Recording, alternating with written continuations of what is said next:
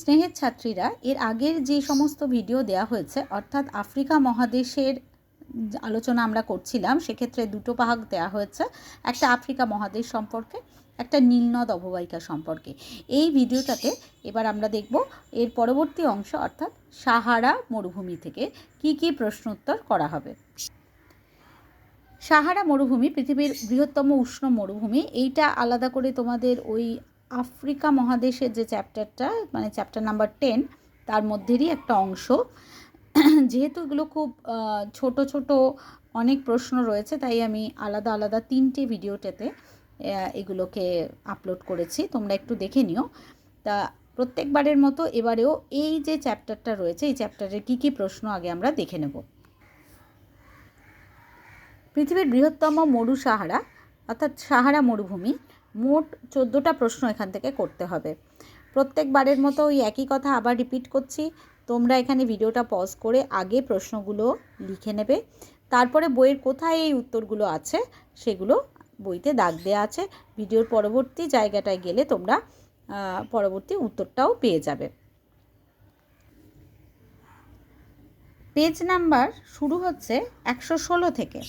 116তে আছে 1 এবং 2 নম্বর। দেখো মরুভূমি, সাহারা মরুভূমির যেভাবে দেয়া আছে তোমরা ওটা কথায় লিখতে পারো, উত্তর দক্ষিণ পূর্ব পশ্চিম কোন দিকে কি আছে সাহারা মরুভূমি। এরপরে 3 থেকে পরপর দেখবে আর কি, হামাদা কি, বা ওয়াদি কি, রেক কি, এরকম অনেক ছোট প্রশ্ন রয়েছে। সেটা আছে পেজ নাম্বার 117তে। তোমরা বইতে একটু দাগ দিয়ে নাও। এরপরে চলে আসছি পেজ নাম্বার 118তে, যেখানে রয়েছে সাহারার দুটো মরুদ্যান। দেখো একদম প্রথম দিকে 7 নম্বর দিয়ে দিয়েছি, ওখানে অনেকগুলো মরুদ্যানের নাম লেখা আছে, তোমরা যে কোনো দুটো লিখতেই পারো ইচ্ছে মতো।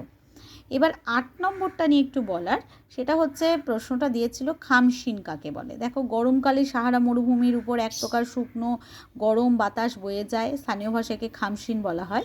এটা হচ্ছে খামশিনের উত্তর, অর্থাৎ কোয়েশ্চেন নাম্বার 8। কোয়েশ্চেন নাম্বার 9-এ যখন হারমাট্টান লিখছো তখন অবশ্যই আবারও এক কথা লিখতে হবে যে গরমকালে সাহারা মরুভূমির উপর এক প্রকার গরম আর শুকনো বাতাস বয়ে যায়, স্থানীয় ভাষায় গিনি উপকূলে এই উপকূল অঞ্চলকে খামশিন বলা হয়। ঠিক আছে, মানে একই ওই গরম বাতাস, ওই শুকনো বাতাস যেটা সাহারা মরুভূমির উপর থেকে যেটা বয়ে যায় সেটাই খামশিন, কিন্তু সেই খামশিন যখন গিনি উপকূল অঞ্চলে দেখা যায় তাকেই তখন হারমাট্টান বলে। ফলে এভাবে লিখতে হবে। আর এই গেল 9। 10 নম্বরটা তো দেখতেই পাচ্ছ। 11 হচ্ছে সাহারার জলবায়ু। দেখো দিনের বেলা এবং রাতের বেলা জলবায়ুটা কেমন থাকে এইটা পুরোটাই লিখতে হবে। 12তে আছে প্রশ্নটা 118তে ব্র্যাকেট করা আছে 12, 13 এবং 14। সাহারা মরুভূমি থেকে মোটামুটি এই 14টা প্রশ্ন ইম্পর্ট্যান্ট করলেই হবে। তোমরা আশা করি এটা বুঝতে পেরেছো। যদি কোনো অসুবিধা থেকে থাকে অবশ্যই কমেন্টে জানাবে। আজ এই পর্যন্ত, ধন্যবাদ।